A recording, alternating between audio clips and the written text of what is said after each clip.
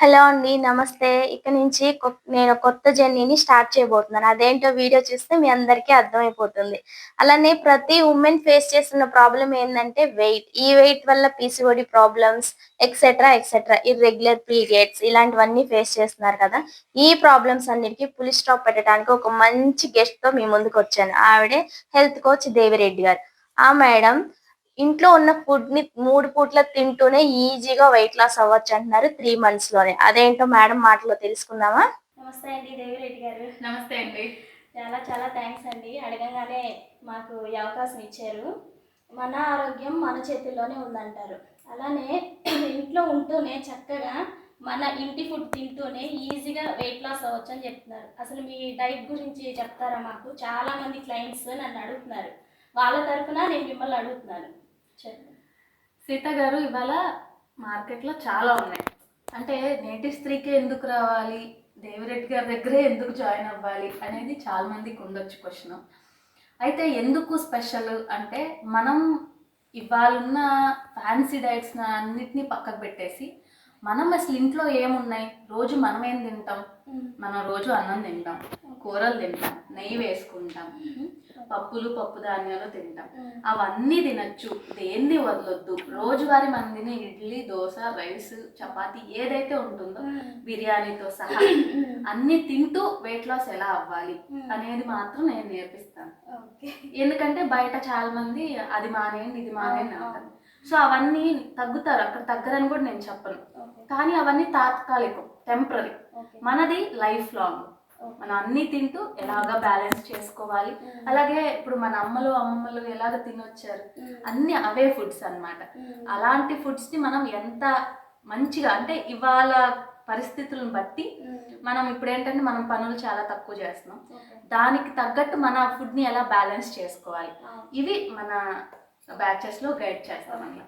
మీ దాంట్లో ఏమన్నా పౌడర్స్ కానీ సప్లిమెంట్స్ కానీ అలాంటివి ఏమన్నా వాడతారా? ఏమి వాడం, ప్యూర్లీ హోమ్ బేస్డ్ ఫుడ్. రోజు మన ఇంట్లో వంటగదిలో ఏం వండుకుంటామో అవే. వంటగది నుంచి ఆరోగ్యం అంతే. ఓకే. మన ఉమెన్స్ చాలా మంది ఫేస్ చేసిన ప్రాబ్లం ఏంటంటే పోస్ట్ ప్రెగ్నెన్సీ తర్వాత వాళ్ళకి ముందు బాగా లావైపోతారు, ముందు టమ్మీ, బెల్లీ ఫ్యాట్. దీన్ని అసలు మీ దాంట్లో ఎలా ఈజీగా తగ్గించుకోవచ్చు అన్నది కొంచెం చెప్తారా మాకు? ఓకే. ఫస్ట్ ఈ ఆఫ్టర్ డెలివరీ పోస్ట్ పార్టమ్ మదర్స్కి నేను చెప్పేది ఏంటంటే, తొందరపడద్దు ఒకటి. ఎందుకంటే చాలా మంది కన్నా తక్షణం 1 నెలకి 2 నెలలకే ఎక్కువ తొందరపడి నేను తగ్గిపోవాలి అంటారు. అది కూడా కరెక్ట్ కాదు. ఎందుకంటే కన్నాక, డెలివరీ అయినాక వాళ్ళ నిద్రకి ఒక టైం ఉండదు. మనం ఎప్పుడు ఏంటంటే డీప్ స్లీప్, ఒక 7 to 8 hours అనేది డీప్ స్లీప్ అనేది ఉంటేనే బాడీ రిపేర్ చేసుకొని మన బాడీలో ఉన్న టాక్సిన్స్ అన్నిటిని బయటకు నెట్టి మళ్ళీ నెక్స్ట్ డేకి మనల్ని రెడీ చేస్తుంది. అయితే ఇక్కడ ఏమవుతుందంటే బేబీ టైం ప్రకారం వీళ్ళు పడుకోవాల్సి ఉంటుంది. సో ఆ డిస్టర్బెన్స్ ఉండటం వలన ముందు వీళ్ళల్లో ఆ ప్యాటర్న్ సరిగ్గా ఉండదు, కాబట్టి మనం ఆశించినంత వెయిట్ లాస్ కానీ ఇవి ఉండవు. సో నేనేం చెప్తానంటే, డెలివరీ తర్వాత యాక్చువల్ అసలు ఇది డెలివరీ ముందు నుంచే ప్లానింగ్ ఉండాలి. సరే ఇది తెలియక అయిపోయింది, సరే కన్నాక డెలివరీ అయిపోయినాక ముందు ఫుడ్ మీద మనం కాన్సన్ట్రేట్ చేయాలి. చాలా మంది అది తిను పాలు పడతాయి, ఇది తిను పాలు పడితే అని ఎక్కువ ఫుడ్ పెడతారు, లేదా నువ్వు తినకపోతే పిల్లలకు పాలు పడాలంటారు. అవి కరెక్ట్ కాదు. ఇక్కడ కూడా మళ్ళీ నేను చెప్పేది ఏంటంటే అన్నీ తినండి, అన్నము, కూరలు, ఆకుకూరలు, ప్రోటీన్ మెయిన్లీ. ఎందుకంటే ఎంత మంచి పౌష్టికాహారం తింటారో అంత బేబీకి మంచి పాలు వెళ్తాయి, న్యూట్రిషియస్ మిల్క్. అంతేగాని ఉట్టుట్టు అన్నం తిన్నారు, ఏదో ఇంత కూర ఇంత కారం వేసుకొని తింటారు, దాంట్లో ఎంతవరకు వెళ్తాయి బేబీకి. సో అవన్నీ చాలా ఇంపార్టెంట్. ఇవి బ్యాలెన్స్డ్గా ఎలా తినాలి అంటే, నా దగ్గర 2 నెలలకి వచ్చి జాయిన్ అయ్యే వాళ్ళు ఉంటారు, 8 నెలలకు వచ్చి జాయిన్ అయ్యే వాళ్ళు, 2-3 నెలల్లోపు వచ్చిన వాళ్ళకి, 6 నెలల్లోపు వచ్చిన వాళ్ళకి నేనేం చెప్తా అంటే, బ్యాలెన్స్డ్గా ఫుడ్ని ముందు అసలు ఎలా తినడం నేర్పిస్తాను.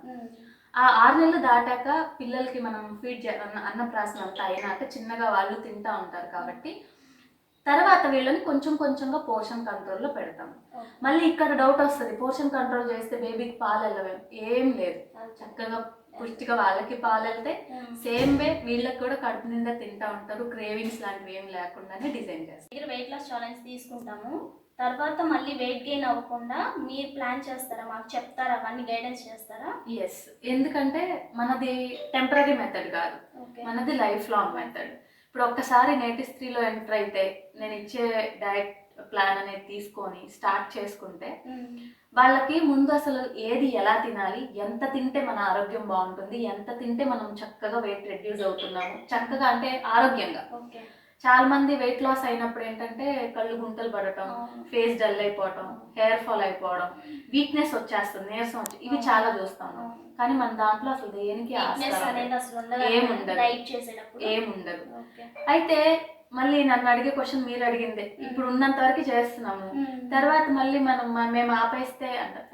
ఆపేస్తాం అనే క్వశ్చన్ మీరు ఎందుకు రానిస్తారు అంటాను. ఎందుకంటే ఇప్పుడు మనం అన్ని తింటున్నాం, ఇప్పుడు ఏదో మానేసాము, దాని మీద క్రేవింగ్ ఉంది, నాకు అది తినాలనిపిస్తుంది. మన దాంట్లో అలా ఏం మానట్లేదు కదా. బిర్యానీ తినమంటాను, స్వీట్స్ తినమంటాను, ఐస్ క్రీమ్స్ కానీ ఎప్పుడు తినాలి, ఎలా తినాలి, తిన్నాక మనం ఎలా బ్యాలెన్స్ చేసుకోవాలి, లేదు ఒకవేళ అవుట్ ఆఫ్ కంట్రోల్ తిన్నారు పర్లేదు, నో వరీస్, దాన్ని ఎలా బ్యాలెన్స్ చేయాలి, ఇవన్నీ నేను అంత చక్కగా నేర్పిస్తున్నప్పుడు ఇంకా దీన్ని ఆపాల్సిన అవసరం ఏమొస్తుంది? కంటిన్యూ చేసుకోవచ్చు హ్యాపీగా. అంటే నా క్వశ్చన్ ఏంటి, మనం ఏమీ మానట్లే, అన్ని తింటున్నాం, అన్ని ఫుడ్స్ ని ఎంజాయ్ చేస్తున్నాం, అలాంటప్పుడు ఆపాలి అనే థాట్ మీరు ఎందుకు రాణిస్తారు? ఒకవేళ ఒక వారం రోజులు 10 రోజులు అన్ఎక్స్పెక్టెడ్ ఎక్కడికన్నా వెళ్ళారు, అక్కడ ఇంత బ్యాలెన్స్డ్ గా మీరు తినలేరు, స్టిల్ మీ బాడీ అంత ర్యాపిడ్ గా బరువు పెరగదు. వేరే వేరే వాటిల్లో ఏంటంటే విత్ ఇన్ 2 days లో 3 kgs పెరిగిన వాళ్ళు ఉంటారు. మన దాంట్లో మీరు వారం 10 రోజులు చేసిన 1 kg, kg-న్నర పెరుగుతారు. ఎందుకు? బాడీకి మనం కొత్తగా ఏమి ఇవ్వట్లే, కొత్తగా ఏమి ఆపట్లే. సో మనం తినే అన్నమే తింటున్నాం, కొత్తగా ఏం లేదు, కాకపోతే కొన్ని క్యాలరీలు ఎక్కువ యాడ్ అవుతాయి అంతే. కాబట్టి దాంట్లో కూడా ఎక్కువ చేంజ్ అనేది రాదు, బాడీ చేంజ్ రాదు. సో ఇది లైఫ్ లాంగ్ మెథడ్. ఓకే.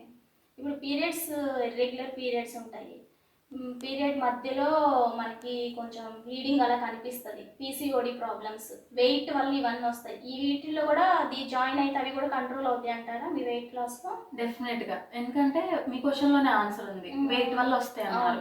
మన దగ్గర వెయిట్ మాత్రం చక్కగా తగ్గిస్తాం. దాంతో పాటు ఈ హార్మోన్స్ అనేవి పనితీరుని ఎలా మెరుగుపరచాలి, దానికి ఏం ఫుడ్స్ కొన్ని, అంటే ఫర్ ఎగ్జాంపుల్ పీసీఓడి నేను ఎప్పుడు కూడా సీడ్ సైక్లింగ్ కి ఫస్ట్ ప్లేస్ ఇచ్చేస్తాను. అంటే నేను సీడ్ సైక్లింగ్ ఒక్కటే ఫాలో అవుతాను అంటే మళ్ళీ కుదరదు.